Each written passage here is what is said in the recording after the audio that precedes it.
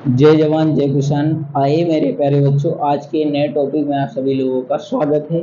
आज का टॉपिक है आपका वाष्पीकरण। इंग्लिश में बोले तो इवेपोरेशन बोलते हैं। क्या बोलते हैं?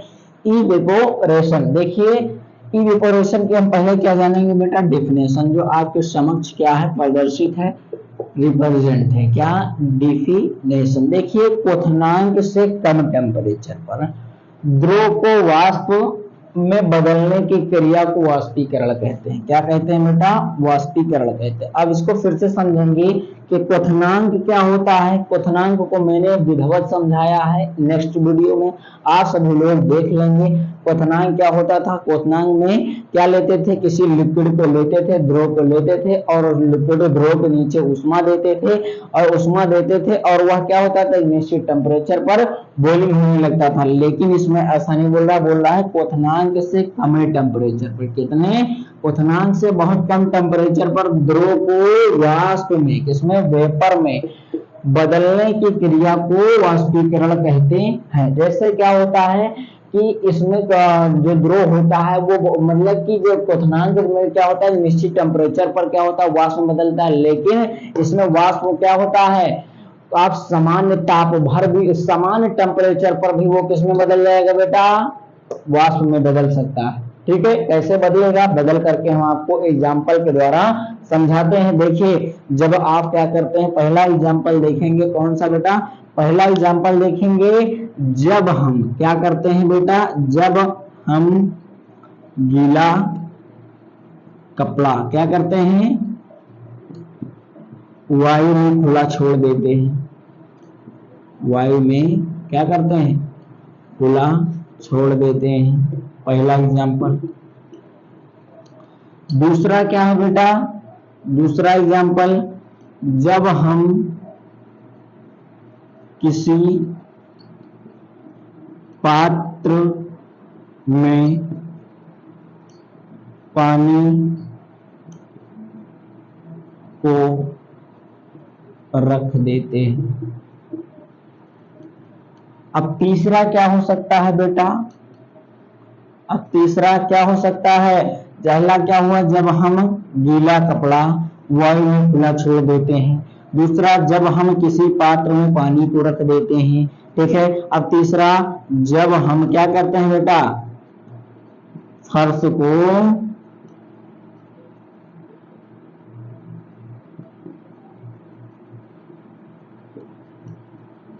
धुलते हैं। अब इन तीनों एग्जाम्पलों का हम अर्थ समझेंगे, कैसे इसका वाष्पीकरण होता है, कैसे इवेपोरेशन होता है, कैसा इसका वेपर हो जाता है, देखेंगे। आप क्या करते हो? सभी लोग क्या करते हो? किसके द्वारा? आप सभी लोग कपड़े को वॉशिंग करते हो कि नहीं करते हो? आप इस क्लोथ, इंग्लिश में बोले तो कपड़ा को क्या बोलते हैं? क्लोथ। इसको वॉशिंग करते हो कि नहीं करते हो? करते हो ना। अब वॉश करके क्या करते हो? धुलते हो। अब धुलते हो तो कपड़ा कैसा हो जाता है? गीला हो जाता है। अब गीला कपड़ा रहता है, उसे क्या करते हो? आप हवा में या किसी भी चीज पर टांग देते हो, और वो कैसा रहता है? वायु में आप उसे खुला छोड़ देते हो। तब जब आप उसे वायु में खुला छोड़ देते हो, तब क्या होता है? एक समान टेम्परेचर पर इस गीले कपड़ा जो होता है वो सूख जाता है। क्या हो जाता है बेटा? सूख जाता है कि नहीं सूखता है? अब क्या होता है? एक समान टेम्परेचर पर वाष्पीकरण हुआ कि नहीं हुआ? बताइए, हुआ कि नहीं हुआ?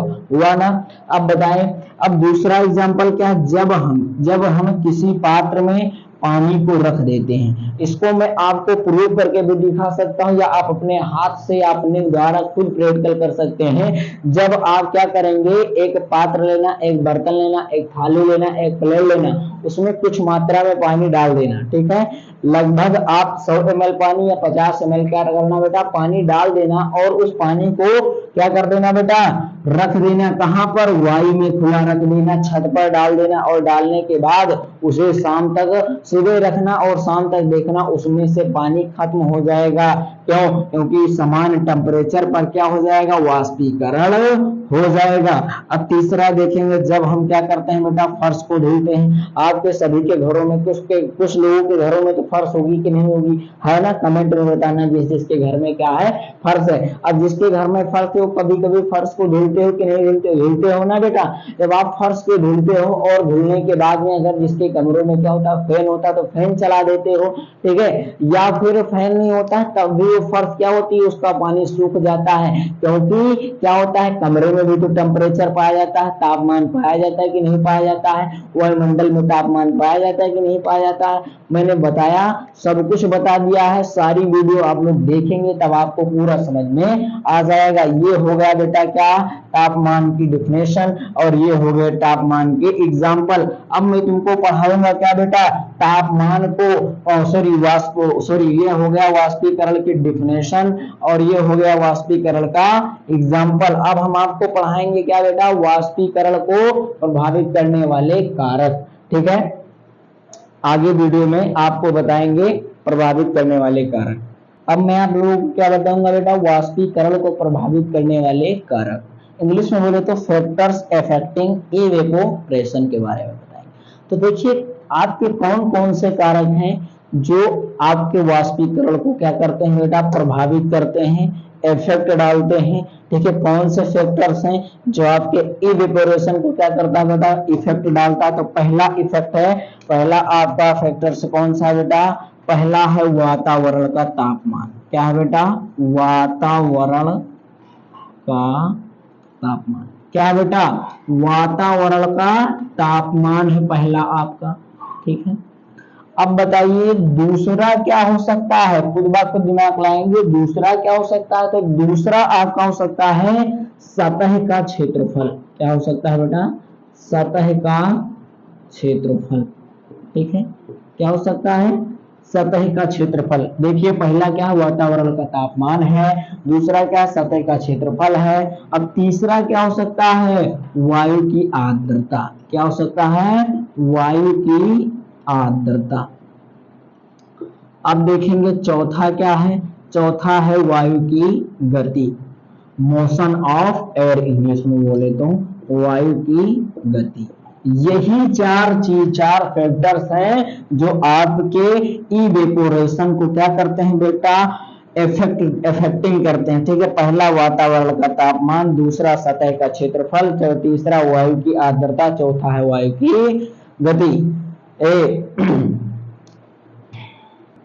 तो आपका जो ये वातावरण का जो आपका तापमान है, ये आपके जो वाष्पीकरण को किस प्रकार से इफेक्टिंग करता है, तो मैं आपको विधिवत लिखा करके समझाऊंगा और आप लोग लिखेंगे और अच्छे से समझेंगे। देखिए वातावरण का तापमान जब बढ़ता है, ठीक है, अब आपके वातावरण का जो आपका ये वातावरण चारों ओर का आवरण क्या कहलाता है बेटा, क्या कहलाता है, वातावरण कहलाता है। तब जब आपके वातावरण का टेम्परेचर जब बढ़ेगा तो जाहिर सी बात है कणों में क्या होगी, गतिज ऊर्जा बढ़ेगी। जब गतिज ऊर्जा बढ़ेगी तब उसमें क्या होगा, वाष्पीकरण अधिक होगा। अब देखिए गर्मियों में क्या होता है, जब टेम्परेचर हाई हो जाता है, 47 डिग्री सेल्सियस हो जाता है, कभी 48 हो जाता है, तो कभी 45 रहता है, तो गर्मी क्या होती है, अधिक होती है।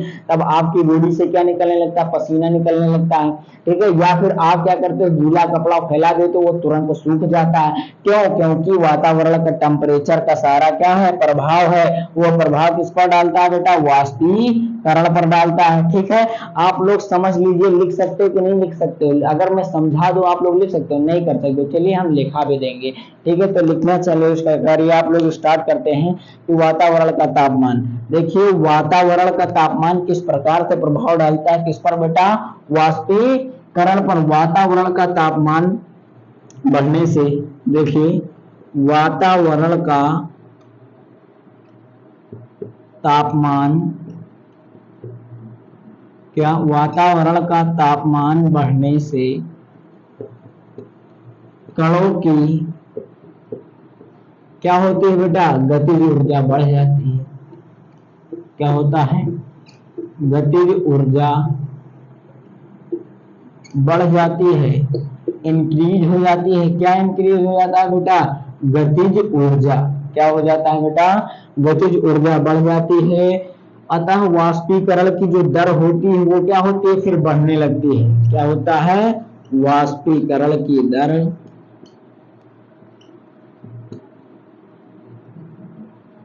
बढ़ जाती है। क्या होती है? इवेपोरेशन की प्रक्रिया क्या होती है? बढ़ जाती है। जिससे क्या होता है बेटा? गीले कपड़े जो होते हैं जल्दी सूखने लगते हैं। और क्या हो सकता है? और आपका हो सकता है कि अगर आप किसी भी प्लेट में, किसी भी थाली में, किसी भी पात्र में पानी को रखोगे तो उसका वाष्पीकरण बहुत जल्द हो जाएगा। इवेपोरेशन क्या होगा? बहुत ही जल्द हो जाएगा। ये होता है कि आपके वातावरण का टेम्परेचर का प्रभाव किस पर बेटा? वेपोरेशन पर। ठीक है। अब दूसरा क्या होता है? सतह का क्षेत्रफल। दूसरा क्या है बेटा? देखेंगे। दूसरा है आपका सतह का क्षेत्रफल। क्या है? सतह का क्षेत्र।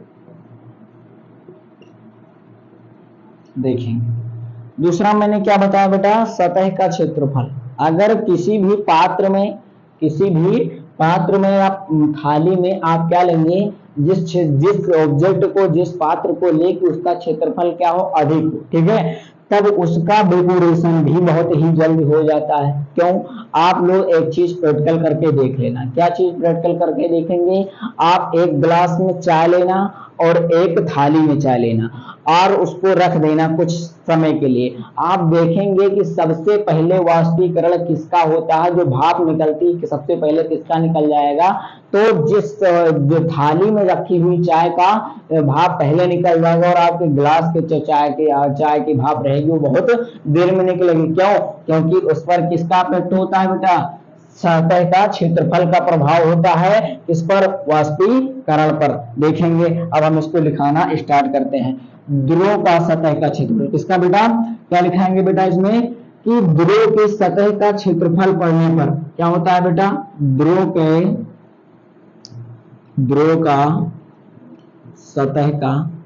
के सतह का, ठीक है, ध्रुव के सतह का क्षेत्रफल। क्या बेटा? क्षेत्रफल बढ़ने पर क्या होता है? बढ़ने पर वाष्पीकरण क्या हो जाता है बेटा? वाष्पीकरण। देखिए क्या लिखा? ध्रुव के सतह का क्षेत्रफल। अब जाहिर सी बात है लिक्विड का तो ही क्या होता है? वाष्पीकरण होता है। किसी और चीज का होता है? नहीं होता है ना। तो ध्रुव के सतह का क्षेत्रफल, क्या चीज? क्षेत्रफल बढ़ने पर वाष्पीकरण की दर क्या हो जाती है बेटा? बढ़ जाती है कि घट जाती है? क्या होती है? वाष्पीकरण की दर बढ़ जाती है। वाष्पीकरण की दर बढ़ जाती है। क्या होती है बेटा? बढ़ जाती है। अब इसका एग्जाम्पल तो मैंने पहले ही समझा दिया। क्या समझाया? आप क्या करेंगे? आप प्रैक्टिकल करेंगे। चाय तो कुछ बच्चे नहीं पीते हैं और बहुत अच्छे बच्चे हैं, तो जो चाय नहीं पीता तो वो क्या करेगा? अपने यहाँ जाएगा, पानी में क्या लेगा? भगोने में पानी डालेगा और उस पानी को एक गिलास में भगोने में पानी डालकर उसको क्या करेगा? बॉइलिंग करेगा। बॉइलिंग करने के बाद में क्या करोगे बेटा? उसको एक गिलास में डालना और उसको एक थाली में डालना और उसको खुला रख देना। खुला रखने के बाद देखना 10-5 मिनट के बाद थाली का पानी ठंडा हो जाएगा, लेकिन गिलास का पानी ठंडा नहीं होगा थाली की अपेक्षा। ये किसका इफेक्ट होता है बेटा? सतह का क्षेत्रफल का इफेक्ट होता है। अब देखेंगे वायु की आर्द्रता का। ध्यान दीजिए इधर। अब ध्यान देंगे वायु की आर्द्रता का। अब